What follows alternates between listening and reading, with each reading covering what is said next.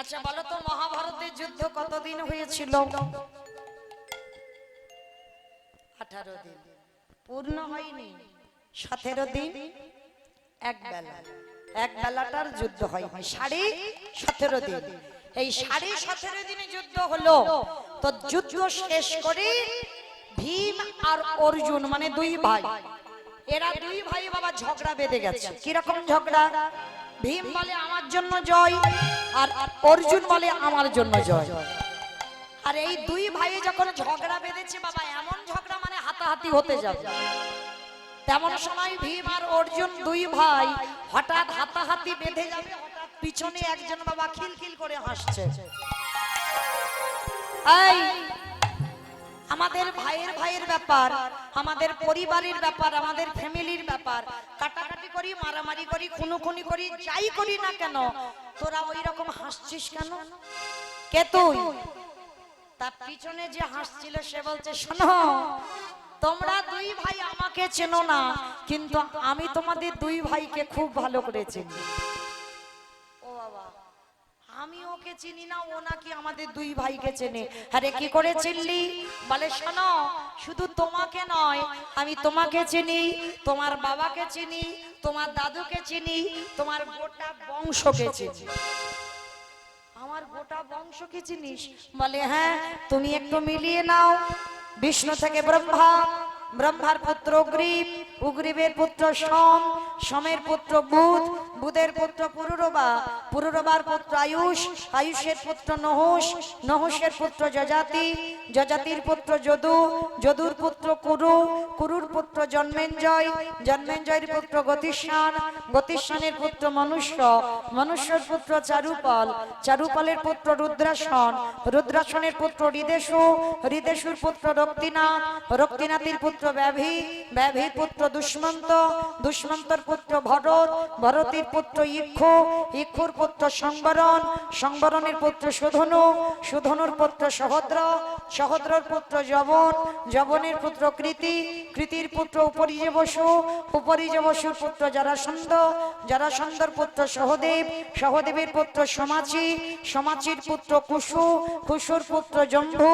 জম্ভুর পুত্র সুরত, সুরতের পুত্র বিহরত, বিহরতের পুত্র আজুকানু, আজুকানুর পুত্র অগ্রধর, অগ্রধরের পুত্র দেবঋষি, দেবঋষির পুত্র ঋক, ঋকের পুত্র বিদি, বিদিকের পুত্র পতিত, পতিতের পুত্র শান্তনু, শান্তনুর পুত্র বিচিত্রবীর্য, বিচিত্রবীর্যের পুত্র পাণ্ডু, পাণ্ডুর পুত্র ভীম, ভীমের পুত্র ঘটোৎকচ, আর ঘটোৎকচের পুত্র যে পিছনে হাসছিল নাম হলো তার বর্বরী।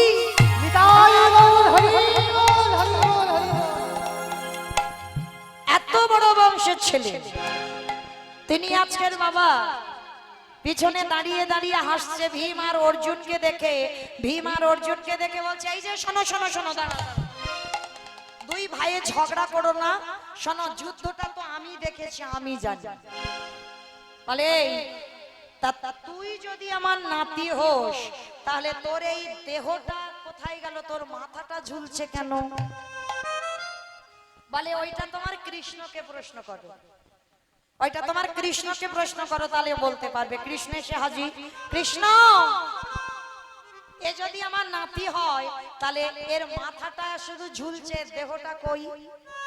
তখন আমার ভগবান মুচকি হেসে বলছে, শোনো, যেদিন তোমরা সবাই আনন্দ করতে করতে যাচ্ছিলে কুরুক্ষেত্রের মাঠে, তোমার নাতি বর্বরিক আমার রাস্তা অবরোধ করেছিল, অবরোধ করে বলেছিল, কৃষ্ণ একবার যদি আমি মাঠে খেলতে নামি, কোনদিন তুমি পারবে না কুরুক্ষেত্রের মাঠে পাণ্ডবদের জয়ী করে ফেরাতে। তা ভগবান কৃষ্ণ বলেছিল, বর্বরী তুই কিরকম যোদ্ধা, কই একটু প্রমাণ দে। বলে কি প্রমাণ দিতে হবে কৃষ্ণ? বলে শোন, একটা বান মারবি বটগাছের ডালে, সব পাতা যেন ছিদ্র হয়ে ফিরে আসে। বলে কৃষ্ণ এত সোজা ব্যাপার। আর যেই না বাবা একটা বান মেরেছে বর্বরী, মানে পাতা সব ছিদ্র হয়ে বান রিটার্ন ফিরে এসেছে। ভগবান মুচকি হেসে বলছে, বর্বরী কই সব পাতা ছিঁড়েছিস? বলে হ্যাঁ। বলে ভালো করে দেখে নাও, সব পাতা ছিদ্র হয়েছে। আর ভগবান আড়ালে দাঁড়িয়ে বাবা মুচকি মুচকি হাসছে। বর্বরী বলছে কৃষ্ণ তুমি হাসো কেন? বলে হাসবো না, গাছের পাতা ছিঁড়েছিস কিন্তু চারটে পাতা ছিঁড়তে পারিসনি। বলে চারটে পাতা কোথায়? বলে কেন, দুটো আমার হাতের তলায়, দুটোই আমার পায়ের তলায়। বলে কৃষ্ণ হাসবে পরে, আগে দেখে নাও। যেই না করুণার হাতটা খুলেছে, দেখে না হাতের তলার পাতা দুটো ছিদ্র হয়ে গেল। যেই না চরণটা সরিয়েছে, দেখে না চরণের দুটো পাতা ছিদ্র হয়েছে। ভগবান চমকে উঠলো, কি এর হাতের তলায় যাকে রেখে দিয়েছি তাকে ছিঁড়ে দিল, পায়ের তলায় যাকে রেখে দিয়েছি তাকে ছিঁড়ে দিল। তাহলে এ বেটার হাত থেকে তো পাণ্ডবদের বাঁচানো যাবে না, তাহলে কি করব? ভগবান বলছে বর্বরী একটা কথা বলবো, তোর দাদু তো ভীম, তুই ভীমের দলে না গিয়ে তুই দুর্যোধনের দল ধরলি কেন? বর্বরী বলছে কৃষ্ণ ওই প্রশ্নের উত্তর দেওয়ার টাইম এখন আসে, তবে আমি দেব যদি কোনোদিন সময় হয়।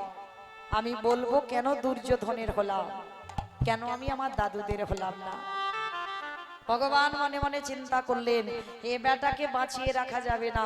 এ বেটা যদি বেঁচে থাকে তাহলে বাবা আমি কোনোদিন পাণ্ডবদের জয়ী করাতে পারবো না, একে কোনো মতেই বাঁচিয়ে রাখা যাবে না। ভগবান বলছে বর্বরী সেই তো মাঠে খেলবি, এবার আমার সঙ্গে একটু যুদ্ধ কর। ভগবান ইচ্ছা করে বর্বরীকে সঙ্গে যুদ্ধ করছিল বাবা, আর সুদর্শন চক্রকে আহ্বান করে ওই সুদর্শন চক্র দিয়ে বর্বরীকের মস্তকটা ছেদন করে দিল। আর যখনই বর্বরীকের মস্তকটা ছেদন হয়ে গেল, বর্বরীকের কাটা মুন্ডুটা ছটফট করছে, কই কৃষ্ণ, কোথায় কৃষ্ণ, কোথায় প্রাণ সখাকে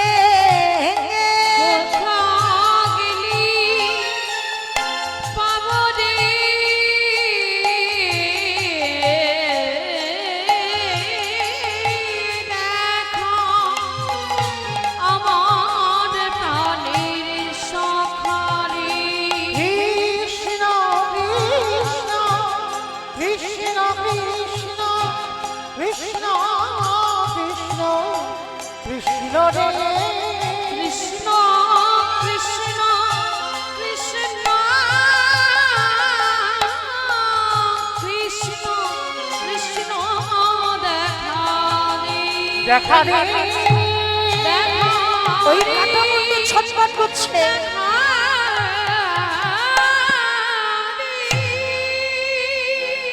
যখনই কাটা মুন্ডুটা ছটফট করছে, ভগবান কাটা মুন্ডুটা নিয়ে বলছে বর্বরী তুই কৃষ্ণ ভক্ত কেন বললি না? বর্বরী বলছে কৃষ্ণ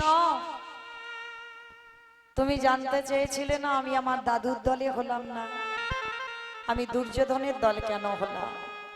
শোনো, আমার মায়ের নাম হলো কামকালিকা, আমার মা আমাকে শিখিয়েছে খোকা যদি কোনোদিনে যুদ্ধ করতে হয়, যে পক্ষে তোর দাদু থাকবে সেই পক্ষে যাবি না, তুই অন্য পক্ষে যাবি কেন? তার একটাই কারণ, কারণ তোর দাদুরা হলো কৃষ্ণ ভক্ত।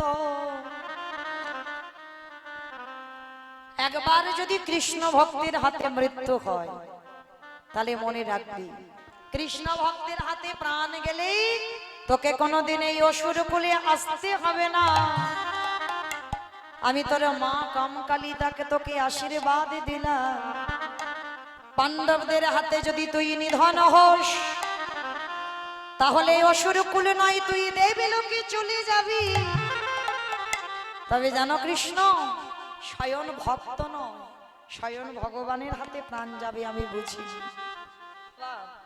সবাই আপনারা জানেন সঞ্জয় দিব্য নয়নে দেখে অন্ধ ধৃতরাষ্ট্রের কাছে কুরুক্ষেত্রের একটা বর্ণনা করেছিল, কিন্তু শুধু সঞ্জয় একা দেখেনি, আরো একজন দেখেছিল যে হচ্ছে বর্বরীকের কাটা মুন্ডু।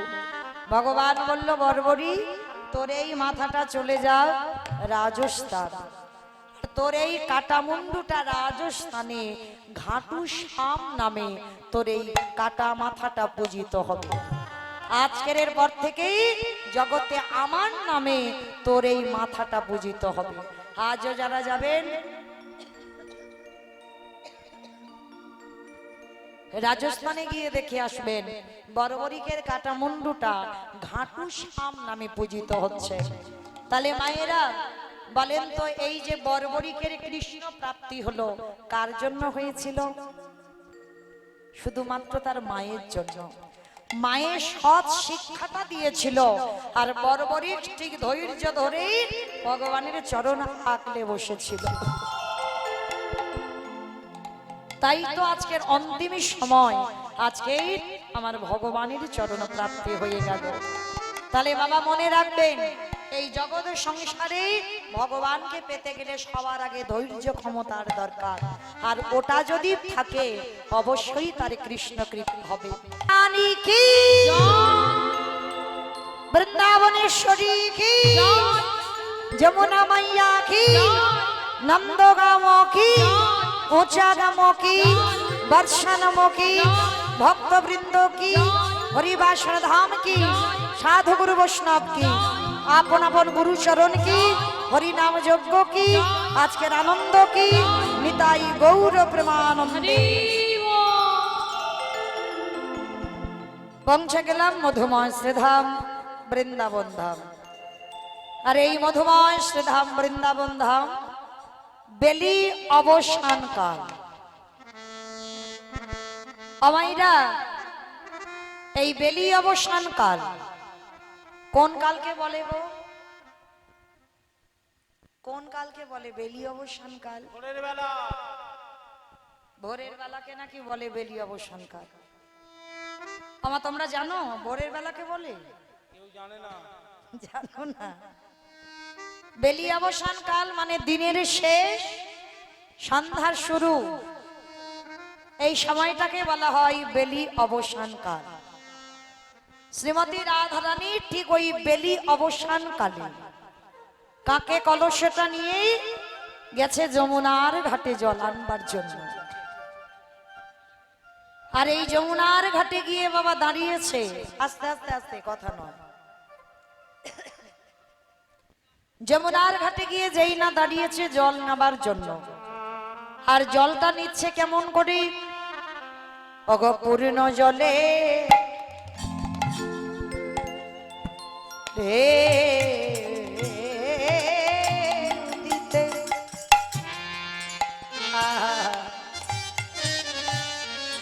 অগবিম্ব ওঠে আচম্বিতে। আহাবরি রে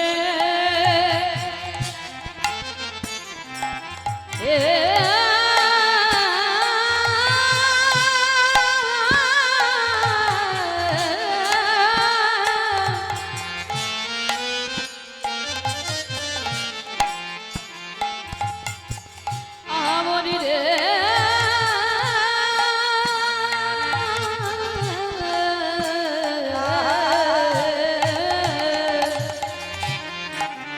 পূর্ণ জলে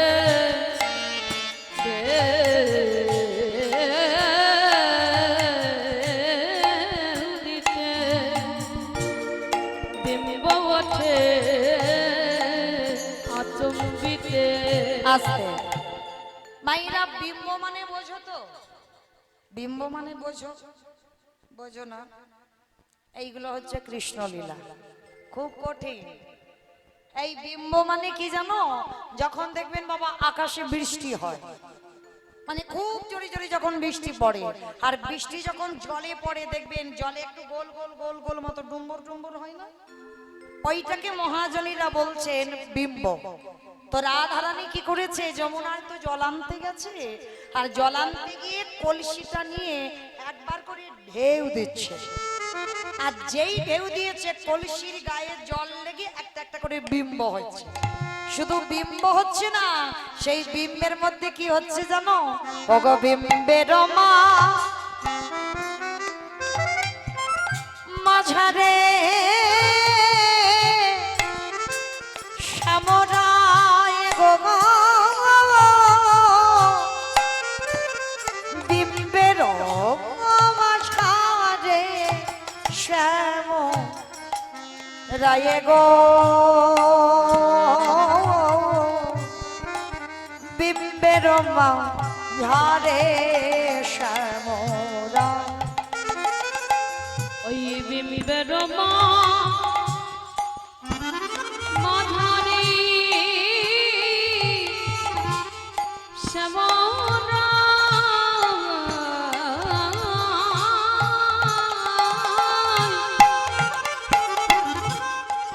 বিম্বের মাঝারে শ্যাম রায় গো বিম্বের মাঝারে শ্যাম রায়। আসতে অমাইরা রাধারানী দেখছি ওই একটা একটা করে বিম্ব হয়েছে, আর ওই প্রত্যেকটা বিম্বর মধ্যে শ্যামে না গো দাঁড়ায়ে আছে। দেখে শ্যামে না গো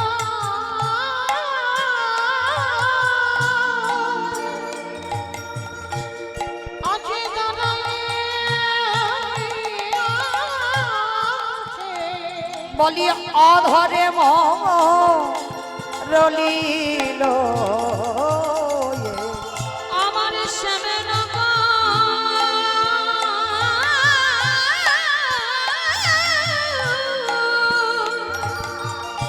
দেখো নাই আছি। অমাইরা রাধারানী কত বোকা নারী দেখো, ওই বিম্বের মধ্যে গোবিন্দ আমার মুরলিটা ধরে দাঁড়িয়ে আছে। আচ্ছা সত্যি কি ভগবান ওই বিম্বের মধ্যে বসে আছে? না, ভগবান আছে কোথায়? কদম্ব বৃক্ষের ডালে বাঁকা করি বাঁকা হাতে মোহন মুরলি খানা বাজাচ্ছেন। আর সেই প্রতিচ্ছবিটা প্রতিটা বিম্বের মধ্যে হয়েছে। আর ওই ছবিটা প্রত্যেকটা বিম্বের মধ্যে যখনই ফুটছে, রাধারানী মনে মনে ভাবলেন ধরি ধরি মনে করি ধরি বারে নাহি পারি। আজ যখন তোমায় পেয়েছি আমি তোমাকে ধরে আজকের বাড়িতে নিয়ে যাব। অনেকদিন শুধু মনে মনে করি তোমাকে ধরে নিয়ে যাব, কিন্তু পারি না সুযোগ। তবে আজকে যখন আমার সুযোগ এসেছে আমি তোমাকে কলসির ভিতরে করে নিয়ে যাব। আমাইরা কত বোকা দেখো রাধারানী। বিম্ব যদি কলসিতে ঠেকে তাহলে কি মা থাকবে? ও তো ফেটে যাবে। রাধারানীর সেই বোধগমটা নাই। কি করেছে জানো? আস্তে আস্তে করে ওই যে কলসির মুখটাকে ধরেছে আর আস্তে আস্তে করে ঢেউ দিচ্ছে। আর ঢেউ দিয়ে দিয়ে ওই বিম্বগুলোকে কলসির ভিতরে নিয়েছে। আর ভিতরে নিয়ে রাধারানী কাকে নিয়েছে। আর কাকে নিয়ে কি করেছে জানো? ওই শাড়ির আঁচলটা দিয়ে যদি আমার গোবিন্দ চলে যায়, শাড়ির আঁচলটা দিয়ে ওই কলসির মুখটাকে ভালো করে টাইট করে বেঁধে দিয়েছে। চলো, অনেকদিন ইচ্ছা তোমায় আমি ধরে বাড়িতে নিয়ে যাবে, আজ এখন সুযোগ পেয়েছি, চলো তোমাকে নিয়ে যাব। তাই এবার গোবিন্দকে কাকে করে নিয়ে যাচ্ছে। আর যেতে যেতে মা কি হয়েছে জানো? রাধারানীর মনটায় কষ্ট হচ্ছে। ওরে বাবা, হ্যাঁ গো, আমার বধূ দম বন্ধ হয়ে যায়নি তো? এই যে এইভাবে করে একেবারে ৮-৬ করে আঁচল দিয়ে বেঁধে রেখেছি, যদি মুখে দম বন্ধ হয়ে যায়, দাঁড়াও একবার দেখি তো খুলে। আর যেই না আঁচলটা খুলেছে, দেখেন মায়েরা বিম্ব কি আছে ভিতরে। সে সব তো কলসির গায়ে লেগে বাবা সব ফেটে গেছে, কোনো বিম্বটাই নেই। আর যখন বিম্বটা নেই, রাধারানী রেগে গিয়ে কলসির উপরে রাগটা দেখাচ্ছে, দূর হয়ে যা। এত যত্ন করে আমি সেই যমুনার ঘাট থেকে আনলাম, আমার বধূকে ধরে আনলাম, আর আমার বধূ কলসি থেকে পালিয়ে গেল। যেই না জোর করে কলসিটাকে রেখে বলছে দাঁড়াও, আবার আমি আমার বধূকে ধরে আনবো। যখনই কলসিটাকে রেখেছে, কলসি কেঁদে কেঁদে বলে রাধে গো, রাধে গো,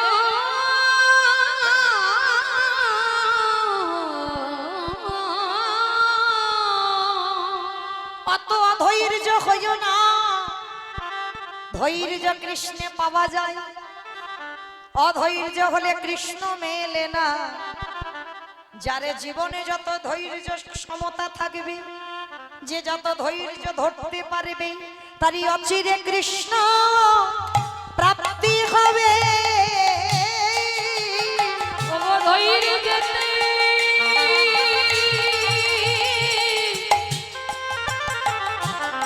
প্রাণে কৃষ্ণ মেলে, তারে অচিরে কৃষ্ণ প্রাপ্তি হবে। আস্তে, এই জায়গাটা মায়েরা খুব মন দিয়ে শুনবেন। ধৈর্য যার যত বেশি, সে ততই পাবে বাবা তাড়াতাড়ি গোবিন্দ কৃপা। আর যার হৃদয়ে ধৈর্য ক্ষমতা নেই, সে কোনোদিন গৌর গোবিন্দ কৃপা পাবে না। সবার আগে তার ধৈর্য শক্তিটা দেখবে ভগবান, যে কতটা আমার জন্য ধৈর্য ধরে রাখতে পারে। তো আজকের কলসির রাধারানীকে বলছে, রাধে অত অধৈর্য হচ্ছ কেন? যমুনার ঘাটে থেকে গোবিন্দকে আনতে পারোনি বলি তুমি আমাকে এমন করে মাটিতে দূর করে ফেলে দিচ্ছ। তুমি জানো ভগবান পেতে গেলে তার কত ধৈর্য শক্তির দরকার। তার রাধারানী হেসে বলছে, হ্যাঁ রে, তুই তো একটা মাটির কলসি, তা তুই একটা মাটির কলসি হয়ে তুই অত ধৈর্য শক্তির বুঝলি কি? বলে, শোনো, আমাকে দেখে মনে হয় আমি মাটির কলসি। রাধারানীর সঙ্গে মাটির কলসি কথা বলছে। বলে, দেখলে মনে হয় আমি মাটির কলসি, কিন্তু আমার জীবনে কত কষ্ট কি তুমি জানো? তুমি কি আমার জীবনের খবরটা রেখেছো? আমার জীবনে কত ঘাত প্রতিঘাত সহ্য করতে হয়েছে। এই, তা তুই একটা কলসি হয়ে তোর আমার জীবনের কষ্ট কি? বলে, কষ্ট নয়। তাহলে আমি আমার জীবনের কাহিনীটা তোমাকে একটু বলি, তুমি শোনো। ও মাইরা, কলসির কাহিনীটা রাধারানীকে বলছে, রাধে শোনো, আমি যেদিন মাঠে মাটি হয়েছিলাম, ভালো করে মন দিয়ে শুনবেন বাবা, কলসি তার জীবনের কষ্টের কথা রাধারানীকে বলছে। আমি যেদিন মাঠে মাটি হয়েছিলাম, ওই পাল মশাই, বাবা পাল মশাই কাদের বলে? যারা রাজমিস্ত্রির কাজ করে তাদের তো রাজমিস্ত্রি বলে, তাদের পাল মশাই বলে। কাদের বলে মা জানো?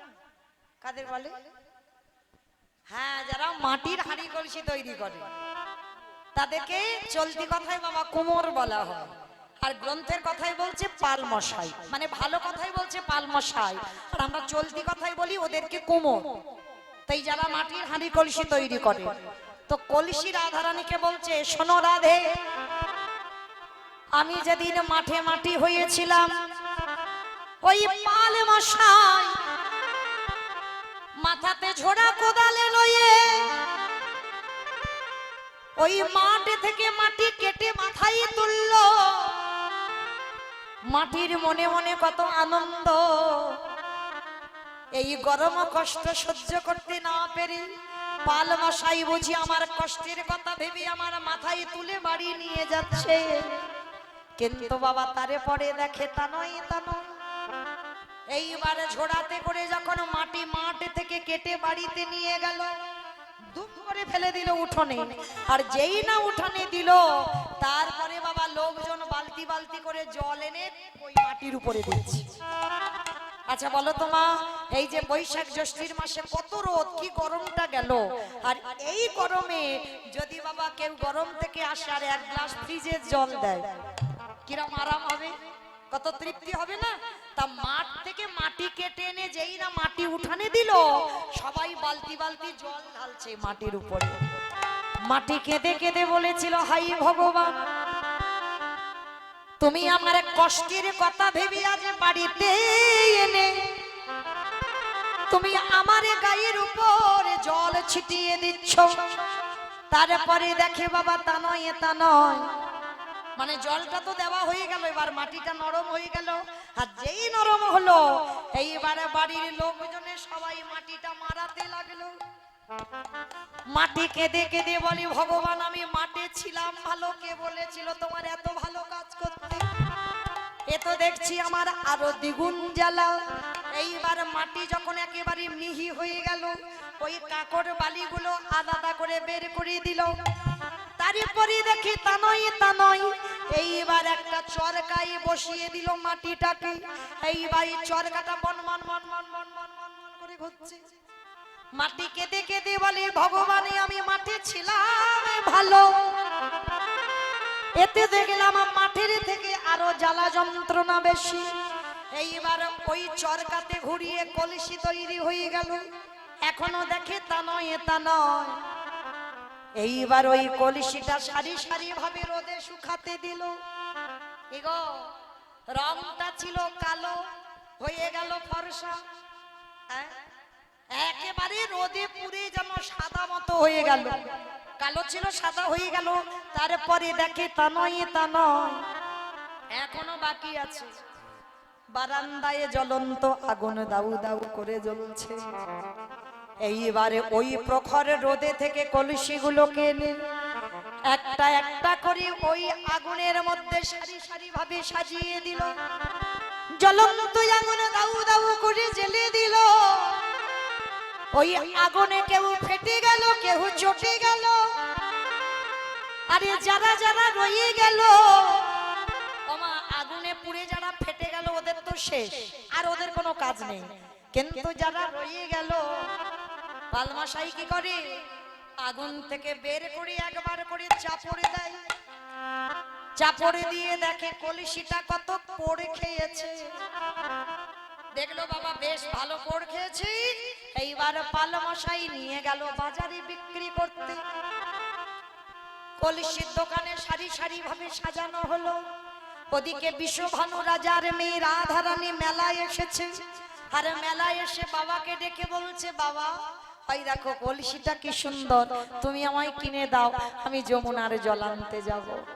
কলসির জীবনটা কেমন দেখো, যে বিক্রি করে সেও মেরে দেখে, আর যে বাজার থেকে কিনে নেয় সেও মেরে দেখে নেয়। তাহলে সারা জীবন মার খেতে খেতে গেল সেই জন্ম থেকে, দেখেন মাঠ থেকে। তাই এবার ভালো করে মেরে দেখে নিল বিশ্বভানু রাজা। এইবারে রাধারানীর কাকে তুলে দিল। এইবারে রাধারানী কলসিটা কাকে নিয়ে গেল যমুনার জল আনতে। কলসি কেঁদে কেঁদে বলছে, রাধে গো, সেই মাঠে মাটি হয়ে থাকা থেকেই তোমার কাকে ওঠা পর্যন্ত যদি জীবনে এত ঘাত প্রতিঘাত যদি সহ্য না করতাম, ভালো ভালো তবে কি যুগ দর্শন পেতাম। নিতাই গৌর হরি বল।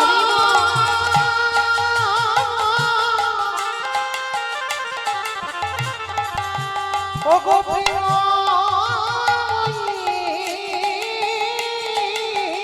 বলে তবে কি যুগ দর্শন পেতাম। রাধে। তাই আজকের লীলায় কলসি রাধারানীকে শিক্ষা দিল, রাধে ধৈর্যে কৃষ্ণ পাওয়া যায়, অধৈর্য হলে কৃষ্ণ মেলে না। তাই এবার রাধারানী বলছে, হ্যাঁ রে কলসি, তোর জীবনে এত ঘাত প্রতিঘাত আমার তো আগে জানা ছিল না। চল আজকে আর আমি ফিরবো না, চল আমি তোকে নিয়ে ঘরে যাই। তো আজকে রাধারানী ঘরে ফিরেছে। আর মায়েরা, রাধারানীর বাপের বাড়ি থেকে একটা যৌতুক দিয়েছিল, মানে সোনার কলসি। মানে কোনো মাটির কলসি নয়, পিতলের কলসি নয়, সোনার কলসি যৌতুক দিয়েছিল বিশ্বভানু রাজা রাধারানীর বিয়েতে। আর প্রতিদিন রাধারানী সোনার কলসিতে করে জল আনতে যেত, আজও গেছে। তো জানো এই সোনার কলসিটা জল আনতে গিয়ে রাধারানীর হাত থেকে কলসিটা কখন ছেড়ে চলে, ভালো করে বুঝবেন বাবা। তা যেই না খালি হাতে ফিরেছে, ললিতা, বিশাখা, ইন্দুরেখা, সখীগণ সবাই এসে বলছে, রাধে এই কলসিটার কত মূল্য তুই জানিস? নয় তোর বাবা তোকে যৌতুক দিয়েছে, তাহলে সোনার কলসিটা তুই হারালি কি করে? আচ্ছা বাবা ঠাকুর এই জায়গাটা একটু বুঝবেন। এই আমরা যখন বাবা অল্প রোজগার করি, হয়তো একটু হাতে আংটি পরার ইচ্ছা হয়েছে, কিন্তু কম রোজগার, তখন কি করি, একটা বাবা ওই পিতলের আংটি বা তামার আংটি ব্যবহার করি, মানে সব হয়েছে একটা আংটি পরবো, একটা পিতলের আংটি বা তামার আংটি ব্যবহার করি। আচ্ছা, বেশ কিছুদিন তামার আংটিটা ব্যবহার করতে করতে যদি ভগবান একটু দিন দেয়, যদি একটা রূপোর আংটি বানাতে পারি, তাহলে বলেন বাবা আর কি তামার আংটি ভালো লাগবে? কি মা ভালো লাগবে? তখন তামাটা ফেলে দিয়ে রূপোর আংটি পরবে। আচ্ছা, সেই রূপোটা ব্যবহার করতে করতে বেশ কিছুদিন পরে বাবা যদি একটা কেউ সোনার আংটি বানায়, তাহলে রূপো আর ভালো লাগবে? লাগবে না। রূপোর আংটিটা খুলে দিয়ে একখানা সোনার আংটি ব্যবহার করবে। আর এই সোনা ব্যবহার করতে করতে যদি গৌর গোবিন্দ কৃপায় রোজগার ভালো হয়, ব্যবসা ভালো হয়, যদি বাবা কেউ একটা হীরের আংটি করে, কি বাবা আর ভালো লাগবে? সোনার রূপো কিচ্ছু ভালো লাগবে না। সোনার রূপো ফেলে দিয়ে একটাই আংটি পরবে, কিন্তু বাবা সেই হীরের আংটি পরে থাকবে। তা ললিতা বিশাখারা বলেন, এই সত্যি করে বল, সোনার কলসি যে তোর হাত থেকে ছেড়ে গেল, তাহলে সোনার থেকে আর কি এমন মূল্যবান জিনিস দেখলি যে সোনার কলসি ফেলে দিলি? তাহলে আমার মনে হয় সোনার থেকে আরো মূল্যবান কোন জিনিস দেখেছিস? রাধা রানী বললেন, ললিতা রে, আমি সোনার থেকে আরো মূল্যবান জিনিস দেখলাম। কি দেখেছিস সেইটা তুমি জানতে চাইছি, যে সোনার কলসি ছেড়ে চলে গেল, তাহলে কি দেখেছিস? ওরে ললিতা রে, ওই যমুনার ঘাটে ওই কদম্ব তরুমূলে আমি যে রূপের মানুষ দর্শন করিলাম, ও যে সোনার থেকে আরো মূল্যবান। আরে ওই রূপী আমার যেই না নয়ন গেল, সঙ্গে সঙ্গে আমার হাতের সোনার কলসিটা ছেড়ে চলে গেল। ওই রূপে নয়ন দিয়ে দাঁড়িয়ে থাকতে থাকতে আমার নয়ন কুম্ভ ভরে গেল। নিতাই গৌর হরি বল।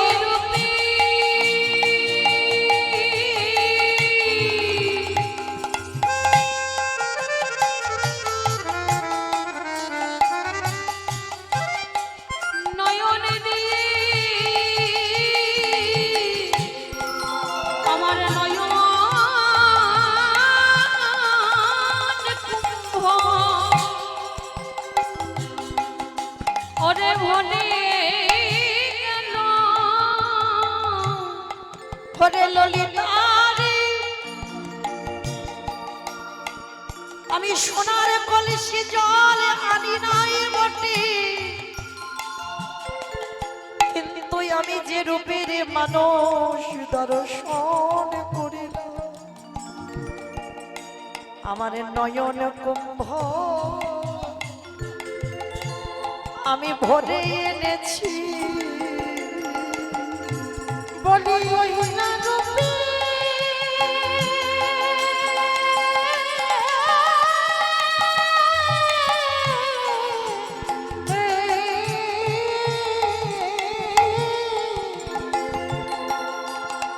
ওই না রূপে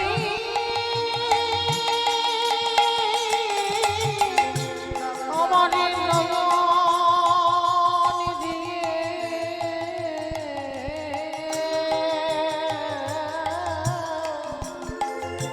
আমি নয়ন কুম্ভ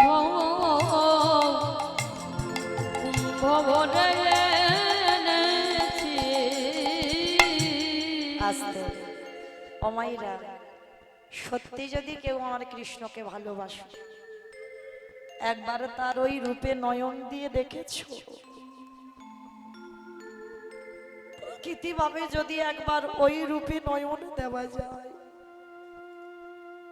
আর চোখ ফেরানো যায় না। রাধারানী যমুনায় জলান্তি গেল,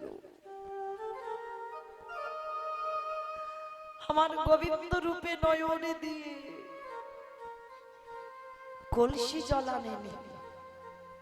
কিন্তু দুটো নয়ন কলসি জল ভর্তি করে সখীদের কাছে এসে বলছে, সখী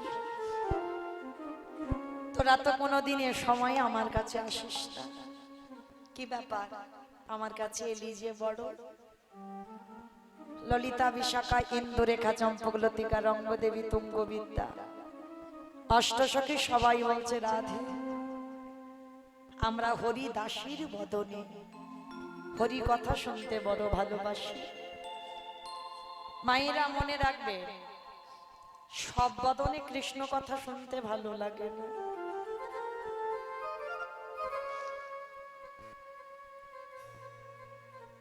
একের দেখা অন্যের বলা, নয়নে দেখতে পাই সে তো বলতে পারে না,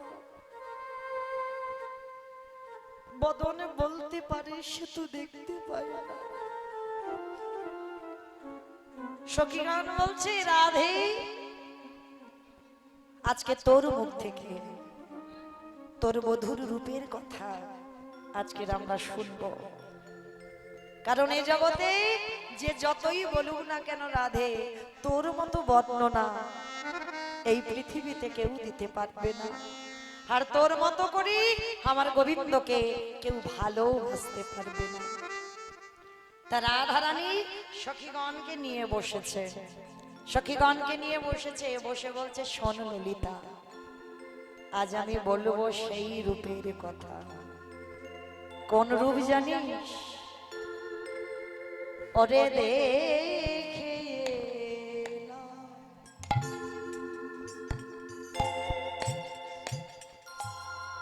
তারে গোসা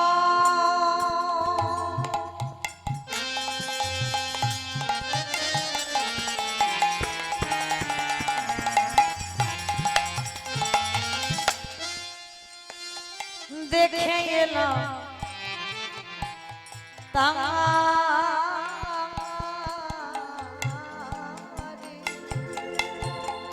ওরে দেখে এলাম তারে দিশা,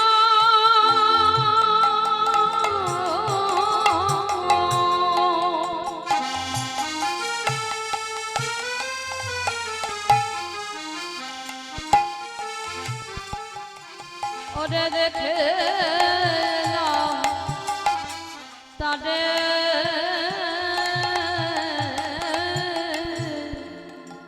ওগো একই অঙ্গে কত না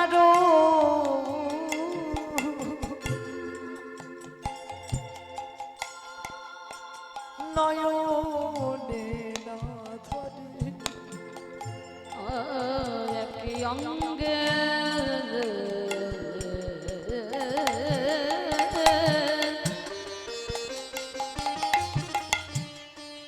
কত নারু নয়ন ধারে। সখী আগে বদন বলা যায়, সখী একবারটি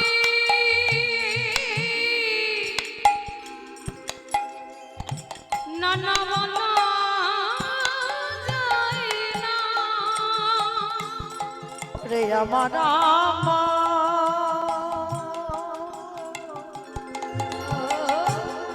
বধুর রূপে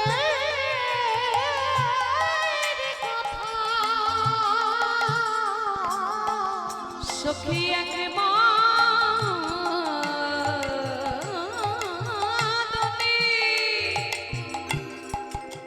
নানা বলা যায় না, ওরে আমার বধুর রূপে কথা নানা একবারটি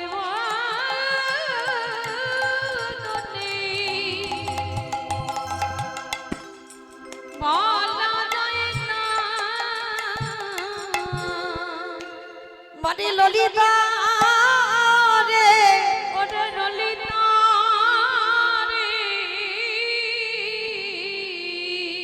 ওই বিধাতা যদি আমারে মেনে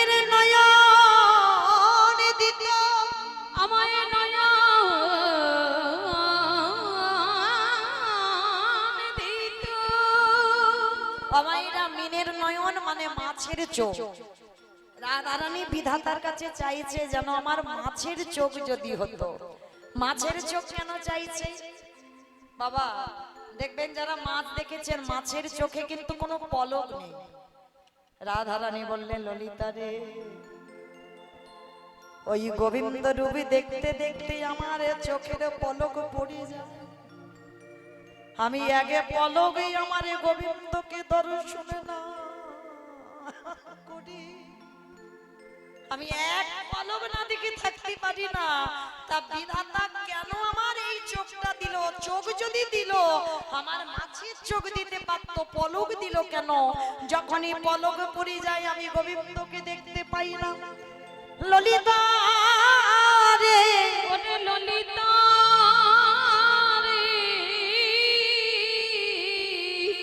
আমার কি মনে হয় জানি, আমার কি মনে হয় জানিস, যদি বিধাতায় আমার মাছের চোখ দিত তাহলে আমি অপলক নয়নে ওই রূপ দর্শন করিতাম। সখী, তবে তোরা যখন এলি আমি বলবো, তবে জানিস আমি যে রূপটা দেখেছিলাম সেই রূপে কি ছিল জানিস? ওরে বেঁধেছে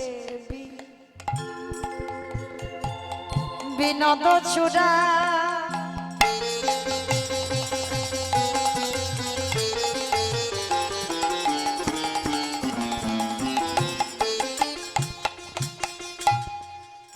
নবগঞ্জা দিয়া দেখবি বিনোদ চূড়া,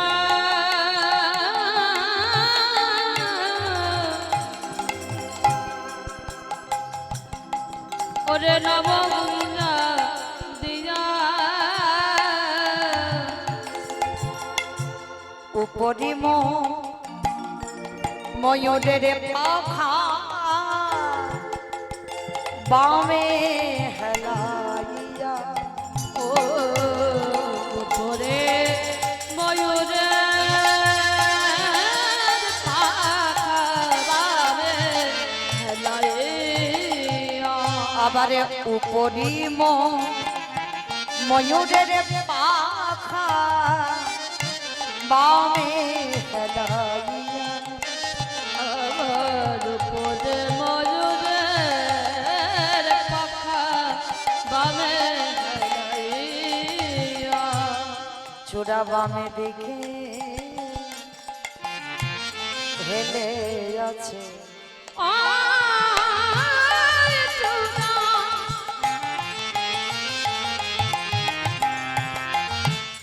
বামে দিকে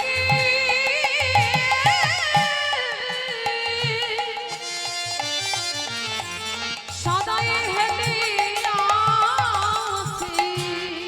বলি কত সাধে মায়ের বাঁধা চূড়া, চূড়া বামে দিকে হেলে আছে। আস্তে বাবা ঠাকুর গোবিন্দের মাথায় চূড়া আছে বটে।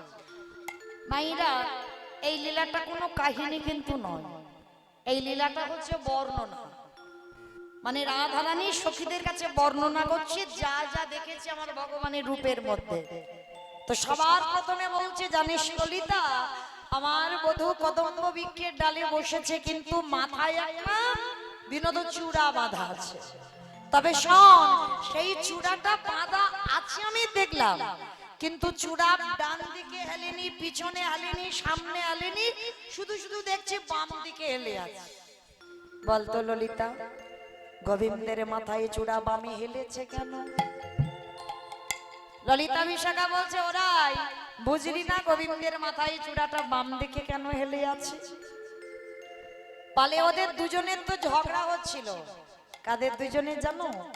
ভগবানের চরণের নুপুর আর ভগবানের মাথার চূড়া, এই দুইজনের ঝগড়া হচ্ছে।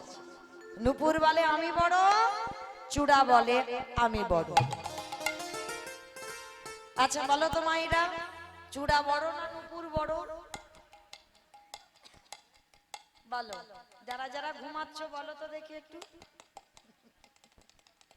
যারা যারা ঘুমাচ্ছ বলো, চূড়া বড় না নুপুর বড়? চূড়া বড়। আমার ঠাকুমা বললো চূড়া বড়। বাহ, বুদ্ধি ভালো, কারণ ওটা উপরে আছে ওই জন্য ও বড়, কিন্তু না, শুধু লম্বা চওড়া হলে বাবা বড় নয়। হ্যাঁ, আজকের সবার আগে বাবা বলছে নুপুর বড়, কেউ বলছে নুপুর, কেউ বলছে চূড়া, কিন্তু হিসাব করে দেখা যাবে চূড়া বড় নয়, নুপুর বড়। কেন? এই জগতে যে জন রাধা মাধবের চরণের ধুলা পায়, এই জগতে যারা যুগলের চরণ ধুলা লাভ করতে পারে, ওগো এ জগতে তারাই ধনী, এ জগতে